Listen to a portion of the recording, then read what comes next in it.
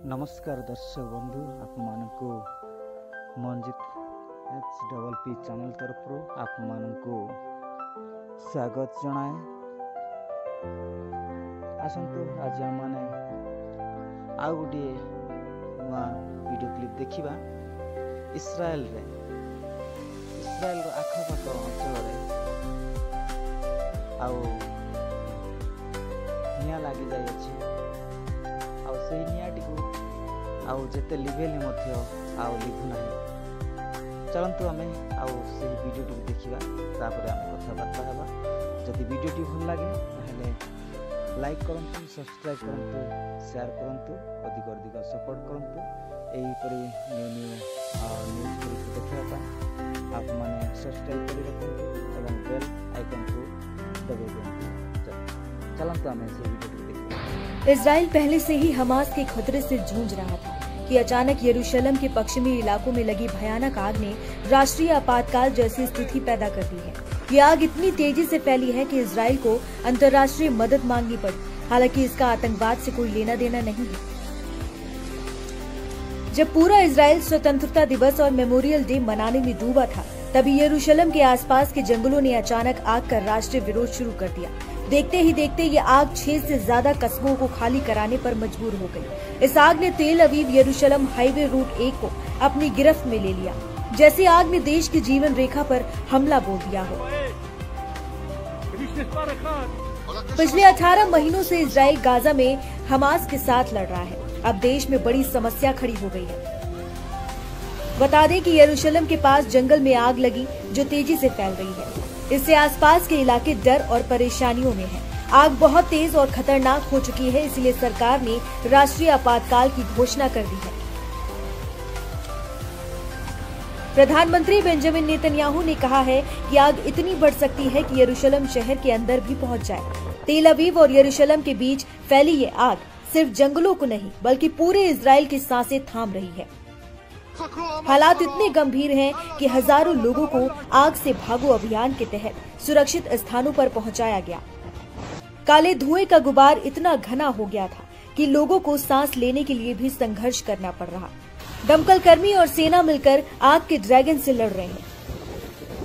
बता दें कि ये कई सालों में सबसे भीषण आग है। इजराइल जहां हमेशा सुरक्षा चुनौतियों से जूझता है, आज प्रकृति के कहर के सामने लाचार नजर आ रहा है।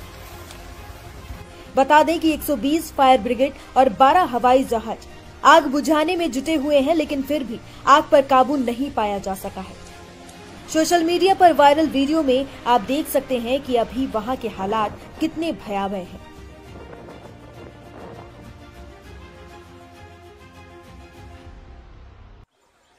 এই ভিডিও ক্লিপরে आपने शुणी पारे जे इस्राएल जेरुसलम आखपाख अंचल निया लगी जाइए। कौन सी आतंकवादी बा सन्त्रासवादी योजना नुहे बा संपर्क नुहे यही निया लगिबार बोली न्यूज वाला माने कहउछंती। आपने शुणी पारे वीडियो क्लिप को देखि पारे जे एहीपरि हेबार कारण कौन। पूर्वर एहीपरि निया लागुथिला किंतु ताकू आमे लिभेई पारुथिले, किंतु एभेर निया को काहेकि आमे जेते प्रशासनिक चेष्टा कले मध्य से माने निया को लिभेई पारु नाहंती। कौनसी प्रकार से माने निया को लिभेई पारु नाहंती। न पारिकी से माने अंतसंत होउछंती। कौन कले हबो कहिकी से माने अंतरराष्ट्रीय स्तर रे मध्य से माने सहाय्य मागुछंती निया लिभेइबा पई। तो पूर्वर आमे देखिले अमेरिकार लॉस एंजेल रे लागिथिला। सेठारे प्रभु को से माने मानु नथिले। प्रभु जीशु बोली कौन सी एमिति कौन सी व्यक्ति नहांती बा गॉड नहांती बोली से माने सेठारे सेलिब्रेशन करथिले। सेलिब्रेशन परे परे गोटे 2 दिन परे परे से नियाटे लागी जाइथिला। तो एठारे मध्य देखिबा को पाउछु आमे इस्राएल रे आमे देखिबा को पाउछु सेठारे अनेक युद्धर अस्त्र रही अछि। इस्राएल ସବୁବେଳେ ଯୁଦ୍ଧକୁ ଜିତିଥାଏ, କାହିଁକିନା ସେଠାରେ ପ୍ରଭୁଙ୍କର ଆଶୀର୍ବାଦ ରହିଅଛି। କିନ୍ତୁ ବର୍ତ୍ତମାନ ଆମେ ଦେଖିବାକୁ ପାଉଅଛୁ ଯେ ଇସ୍ରାଏଲରେ ଆଖପାଖ ଅଞ୍ଚଳରେ ଜେରୁସାଲେମରେ ନିଆଁ ଲାଗିଅଛି। ତ ଆପଣମାନେ ପ୍ରାର୍ଥନା କରନ୍ତୁ, କାହିଁକିନା ଏହିପରି ପ୍ରଭୁଙ୍କର ଆଗମନ ଦିନ ଆସିଲେ ଗୋଟେ ପରେ ଗୋଟେ ଲକ୍ଷଣ ଦେଖାଯିବ। ତ ସେଥିପାଇଁ ଆପଣମାନେ ପ୍ରାର୍ଥନାରେ ରୁହନ୍ତୁ, ପ୍ରାର୍ଥନାରେ ଜାଗି ରୁହନ୍ତୁ।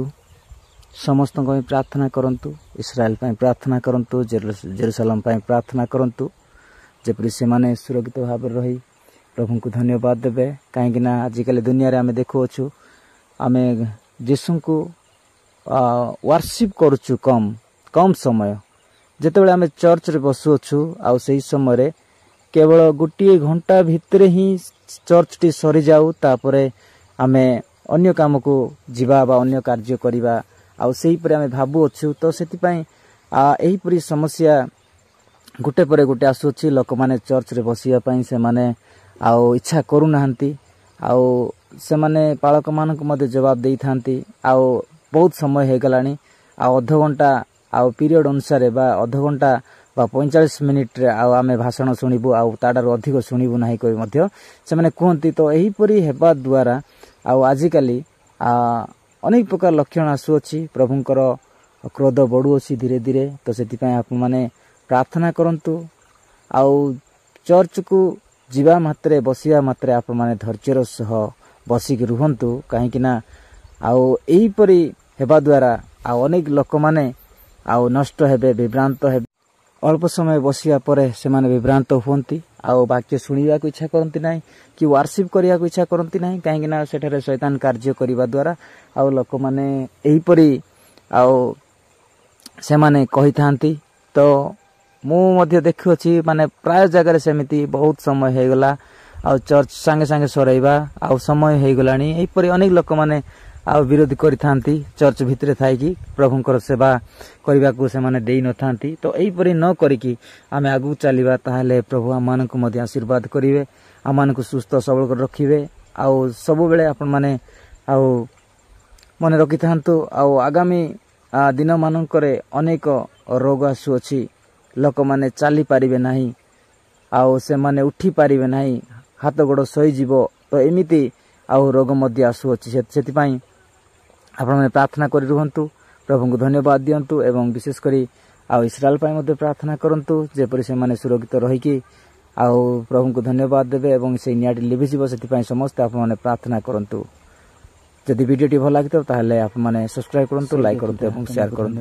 ପିତା ପରମେଶ୍ୱର, ତୁମେ ଧନ୍ୟବାଦ ପାଅ। ପୂଜା ପ୍ରଶଂସା ମହିମା ତୁମରି ହଉ।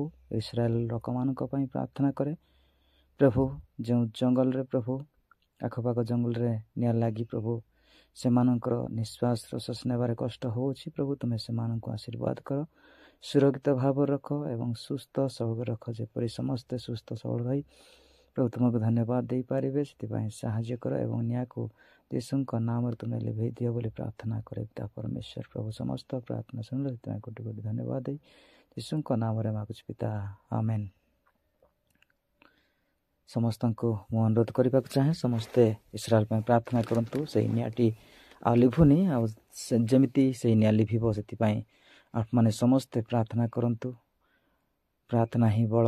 ଆଜିକାଲି ଦୁନିଆରେ ଆଉ କୌଣସି ଆଉ ଶକ୍ତି ନାହିଁ, ଆଉ ସମସ୍ତେ ଆମେ ମିଶିକି ପ୍ରାର୍ଥନା କରିବା ସେମାନଙ୍କ ପାଇଁ। ପ୍ରଭୁ ନିଶ୍ଚିତ ଭାବରେ ସେ ନିଆଁକୁ ବନ୍ଦ କରିବେ ଏବଂ ଇସ୍ରାଏଲ ମଧ୍ୟ ଆଉ ସୁରକ୍ଷିତ ଭାବରେ ରହିବ ଆଉ ରକ୍ଷା ପାଇବ। ସେଥିପାଇଁ ସମସ୍ତେ ପ୍ରାର୍ଥନା କରନ୍ତୁ। ଏତିକି କହିକି ମୁଁ ରହୁଅଛି। ଆଉ ଗୋଟେ ଭିଡ଼ିଓ ଆସିବା ପର୍ଯ୍ୟନ୍ତ ଅପେକ୍ଷା କରିକି ରୁହନ୍ତୁ। ନମସ୍କାର।